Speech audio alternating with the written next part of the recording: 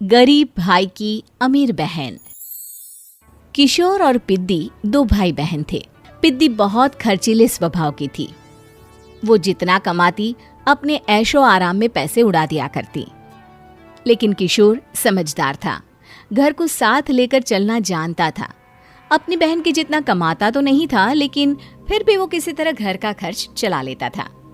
एक दिन पिद्दी किशोर से कहती है, किशोर, तुम थोड़ा ज्यादा क्यों नहीं कमाते? मेरे दोस्त रोज मेरा मजाक उड़ाते हैं।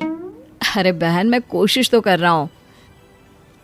अच्छा सुनो, अगले महीने रक्षाबंधन है, मुझे सोने का हार चाहिए, इससे कम कुछ भी ना लूंगी। अरे दिला दूंगा बहन। किशोर को पूरी रात नींद नहीं आती। उसके दिमाग में बस ये चल रहा था कि उसकी माली हालत इतनी बिगड़ चुकी है, अब वो सोने का हार कहाँ से लाएगा। अगले दिन किशोर सुबह सुबह घर से ये बोलकर निकल गया कि पिद्दी, मैं गांव से बाहर जा रहा हूँ, कुछ दिन घर नहीं आऊंगा। किशोर ने अपने काम के साथ साथ फेरी में कपड़े बेचने भी शुरू कर दिए, जिससे वो ज्यादा से ज्यादा पैसे कमा सके। रात में वो एक बिल्डिंग की चौकीदारी भी करने लगा। अपने काम से थोड़ा बहुत समय निकालकर बस कुछ घंटे की नींद ले पाता था। और कब वो कुछ दिन एक महीने में बदल गए और रक्षाबंधन भी आ गया, पता ही नहीं चला। लेकिन किशोर अभी तक घर वापस नहीं लौटा। जहां वो काम करता था, पिद्दी के नाम का गुल्लक रखा हुआ था।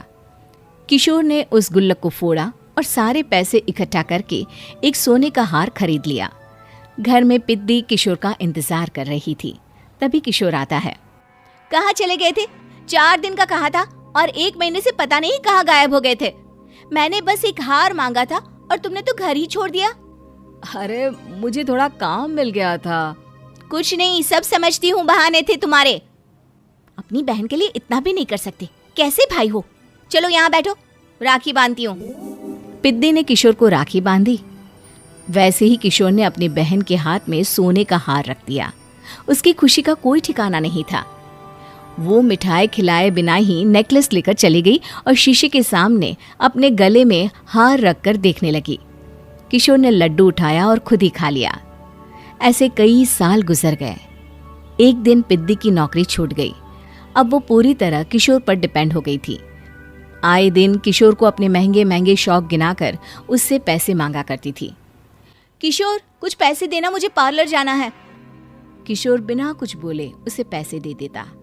ये क्या, 500? अरे इतने में तो मुझे पार्लर में एंट्री मिलेगी बस।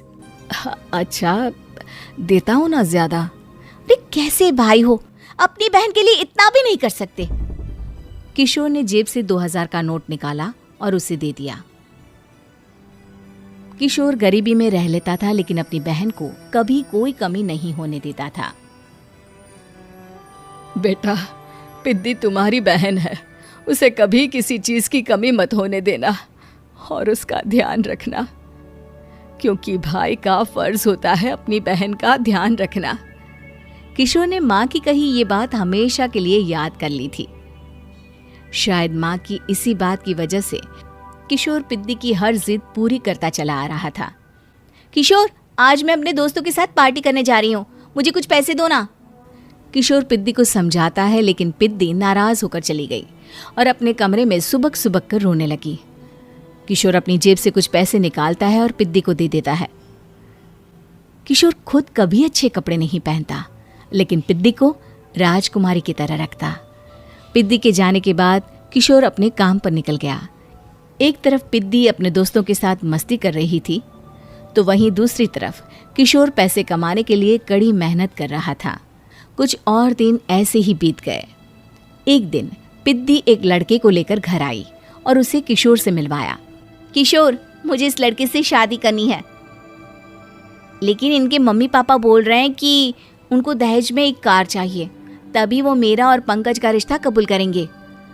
लेकिन बहन, कार खरीदना कोई सब्जी खरीदने के बराबर तो नहीं है। अरे कैसे भाई हो तुम, अपनी बहन के लिए इतना नहीं कर सकते? देखो, मैं ज्यादा इंतजार नहीं कर सकती, तुम्हें 1 साल में मेरे लिए कार खरीदनी ही होगी। अच्छा पंकज, एक काम करो, कल तुम अपने माता पिता को घर बुला लो, मैं उनसे तुम्हारे और पिद्दी के रिश्ते की बात कर लेता हूँ। अगले दिन किशोर के छोटे से घर में पंकज और उसके माता पिता आते हैं। बेटा, तुम्हारी बहन ने हमारी शर्त तो बता ही दी होगी। जी। बेटा, तुम तो इतने छोटे घर में रहते हो, दहेज कहाँ से लाओगे? मैं अपनी बहन की खुशी के लिए सब कुछ कर सकता हूँ। पंकज और पिद्दी का रिश्ता तय हो जाता है। किशोर अब अपनी क्षमता से 4 गुना ज्यादा काम करने लगता है। सुबह सबके घरों में न्यूज़पेपर फेंकता, दिन में मजदूरी करता और रात में चौकीदारी करता। खूब मेहनत करके किशोर ने अपनी बहन की शादी के लिए पैसे जुटा लिए। उसने अपनी बहन के लिए कार खरीद ली। जब वो पिद्दी के ससुराल वालों से मिलने गया तो उन्होंने किशोर से और पैसों की मांग की। इस बार किशोर हार चुका था। पिद्दी माफ करना, मैं तुम्हारी शादी उस लड़के से नहीं कर सकता। वो लालची लोग हैं, उन्हें सिर्फ पैसों से मतलब है।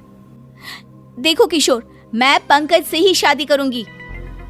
क्योंकि पिद्दी ने तो किशोर की बात न मानने की जैसे कसम खा रखी थी। किशोर ने पंकज को घर बुलाया। पंकज, तुम अपने माता पिता को समझाते क्यों नहीं हो? भैया, वो हमारी शादी के लिए मान गए, मेरे लिए तो यही बहुत बड़ी बात है। हम एक काम कर सकते हैं, दहेज की रकम में से कुछ पैसे मैं आपको दे देता हूँ। अरे लेकिन समाज वाले क्या कहेंगे? अरे जब दुनिया को पता चलेगा तब ना। अच्छा, कुछ पैसे मैं अपने मालिक से कर्ज में ले लेता हूँ। कुछ पैसे पंकज देता है, कुछ वो कर्जा लेता है और अपनी उम्र भर की कमाई वो अपनी बहन की शादी में लगा देता है। आखिर में पंकज और पिद्दी की शादी हो जाती है। पिद्दी की विदाई के बाद किशोर बिल्कुल अकेला पड़ जाता है। अब उसका कमाने में भी मन नहीं लगता। उधारी वाले रोज घर में आकर बैठ जाते हैं। अरे किशोर, अब तो पिद्दी की शादी को 5 साल हो गए, अब तो हमारा पैसा लौटा दो। चाचा, पिद्दी के जाने के बाद किसी भी काम में मन नहीं लगता। अरे तो हमारा पैसा कैसे वापस मिलेगा? जी, कुछ करता हूँ मैं। किशोर के ऊपर बहुत सा कर्जा चढ़ गया था, इसलिए उसने तय किया कि वो ये घर बेचकर सबके पैसे लौटा देगा। अगली सुबह शहर के किसी साहूकार को उसने अपना घर बेच दिया और सबके पैसे लौटा के वो गांव छोड़कर चला गया। पिद्दी ने शादी के बाद कभी अपने भाई का हाल तक नहीं पूछा। किशोर को फर्क नहीं पड़ता था, बस ससुराल में उसकी बहन खुश है ये जानकर उसे खुद की खुशी मिलती थी और ये सोचकर कि उसने माँ से किया हुआ वादा पूरा कर दिया।